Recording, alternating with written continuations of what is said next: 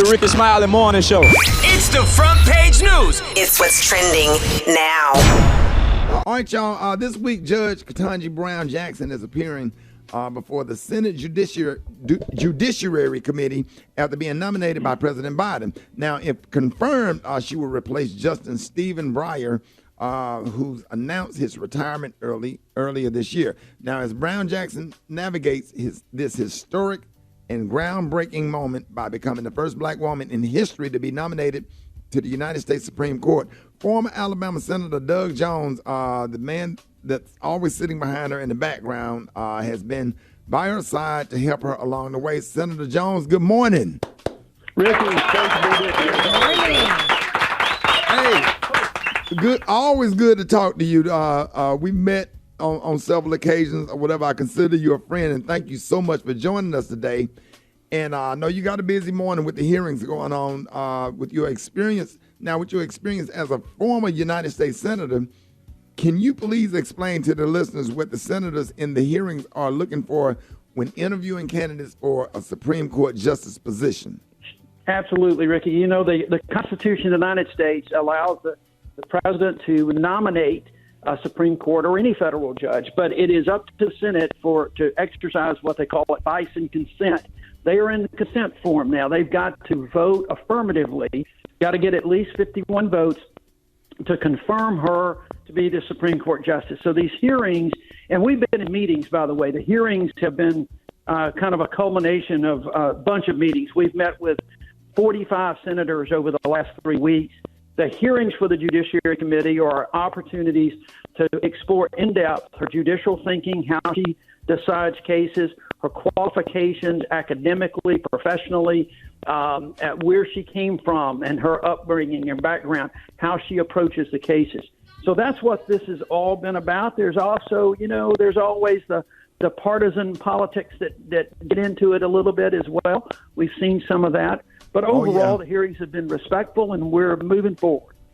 Now, Senator Jones, we know you've been advising the president and Judge Jackson throughout this confirmation process. Did you actually have something to do with selecting Judge Jackson as the nominee? Well, the president alone made that selection. There was a vetting process where a number of incredibly qualified candidates their backgrounds were done. They were vetted. The president sought advice. There were a number of meetings that were held with the president to go over the candidates and the backgrounds of each one. But ultimately, this was the president's call. He made that decision alone based on the information that he had received from his staff and other sources and interviews that he did with some of the candidates. Now, this week is Judge Jackson's fourth time before the Senate Judiciary Committee. Now, she's been confirmed 3 times with bipartisan support, including being confirmed just last year to the United States Court of Appeals, District of Columbia Court Circuit. Now, in your opinion, why do you feel she is the right candidate for this job?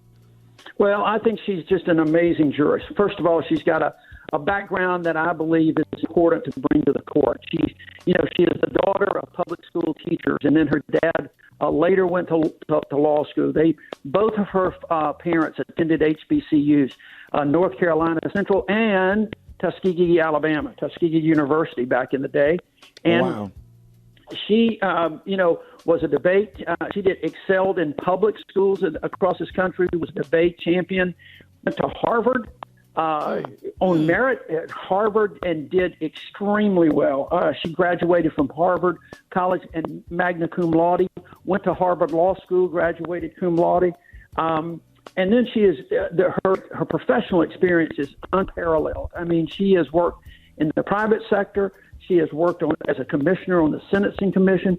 She has clerked for every level of the federal judiciary, a district court, Court of Appeals, and was a clerk for Supreme Court Justice Stephen Breyer. She brings that kind of experience. She brings that kind of background that I think is extremely important for the Supreme Court of the United States. Not to mention the fact that when she gets there, this court will finally look like America. She will be the first black woman in the court's history. Out of 115, she'll be the 116th, the first black woman, and it's about time. Well, speaking of Judge Jackson's record, some Republican senators might try to mischaracterize Judge Jackson's sentencing record, but the facts are clear. As a district court judge, she sentenced more than 100 defendants proportionally to the crime that they committed, which was in line with other judges. So do you think she really got an opportunity to prove this yesterday in her hearings? I do.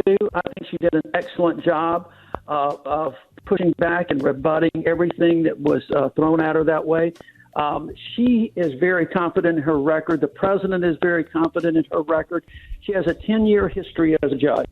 It's easy to cherry pick one or two things out of somebody's life that you can find fault with. But the fact is her overall record shows she is a jurist that takes her job very seriously. She follows the rule of law. She follows the facts. She goes to the text of the Constitution or a statute. And that's what you want in a judge. You want to make sure that somebody is going to fall, as she says, that she handles every case and judges every case without fear or favor. And that's her history. And I think that came through loud and clear yesterday in the hearing. Now, yesterday, Lindsey Graham, who voted for her to the Circuit Court of Appeals, said she raised red flags for him now during these hearings.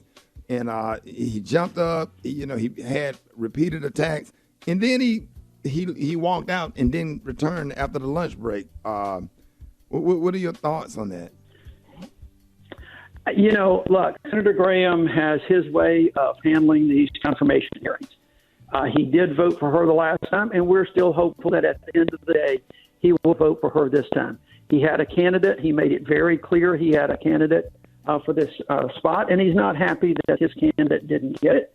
But the fact is, he has some questions that I thought were probative of her background and representing some detainees. It did get a little bit of testy. At the end of the day, Senator Graham is going to make up his mind. But again, we're not taking any votes for granted. Just because Senator Graham voted for the last time doesn't mean that he will necessarily do it this time. We're not taking any vote for her or against her for granted. We're going after every vote that we can get. You think this will probably be the last week right here? A couple of more days, you think, if you had to guess? Yeah, the way we're on track to for the judge to complete her portion of the hearing today. We're hopeful that will be the case. It could spill a little bit tomorrow. There are two panels of witnesses who will testify tomorrow. But I think we're really hopeful that her portion of the hearing will be done today. We will then continue to meet with senators in their offices over the next 2 weeks. The Judiciary Committee will take a vote on her nomination. It will then go to the floor of the United States Senate. And if things stay on track, we're hoping that we can that she will have a confirmation vote by the full United States Senate sometime the first week of April. She will then be confirmed, and she will be sworn in and take over once Justice Breyer formally steps down at the end of the Supreme Court term early in the summer. Hey, thank you. So, and can you please tell her that we said hello and watching those hearings closely every single day. And thank you so much for being so kind to come on to the morning show and talk. And you know what, Senator, thank you for everything that you have done and have contributed for civil rights. You've been a pioneer in civil rights, and we've been down there in Black Lives Matter marches and participated in several things together. And I want to also, thank you for that. Appreciate you coming on with us this morning. Ladies and gentlemen, y'all give it up for the former United States Senator from Alabama, Doug Jones. Thank you. All right, thank you. Morning Smiley Morning Show coming up. Morning Show.